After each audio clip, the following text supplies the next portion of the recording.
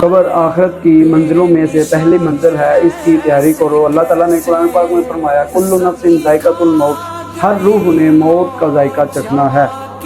او میرے بھائی، آج تجھے سب کچھ یاد ہے لیکن مرنا تجھے کیوں بھول گیا؟ اور آج لوگ کہتے ہیں جی جو ہوگا دیکھا جائے گا۔ او بھائی، کس معاملے میں کہہ رہے ہو جو ہوگا دیکھا جائے گا؟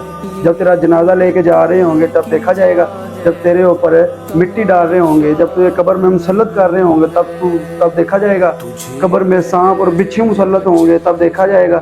جس جوانی پر ناز کرتے ہو، جس جوانی پر اتنا اتراتے ہو، یہ جوانی اللہ نہ کرے کہ کسی موذی بیماری کی نظر کر دی گئی تو تب دیکھا جائے گا۔ نمازیں قضا کرتے ہو، برے عمل کرتے ہو اور کہتے ہو دیکھا جائے گا۔ جب پل صراط پر چلیں گے تو تب پتہ چلے گا نا کہ دیکھا جائے گا۔ میرے نبی پاک صلی اللہ علیہ وسلم نے فرمایا قبر میں رہنے والا مردہ اس طرح ہوتا ہے جس طرح دریا میں ڈوبنے والا کشتی اور سہارے کا انتظار کرتا ہے۔ قبر میں لیٹا ہوا وہ مردہ دعاؤں کا انتظار کرتا ہے۔ او بھائی سوچ، مرنا ہے، قبر میں اترنا ہے، تیرے گھر والے تجھے قبر میں اتاریں گے، مٹی ڈالیں گے تیرے اوپر۔ کبھی سوچا ہے قبر میں اترنے کے بعد کیا ہوگا؟ او بھائی ابھی موقع ہے تیرے پاس، اللہ کو راضی کر لے۔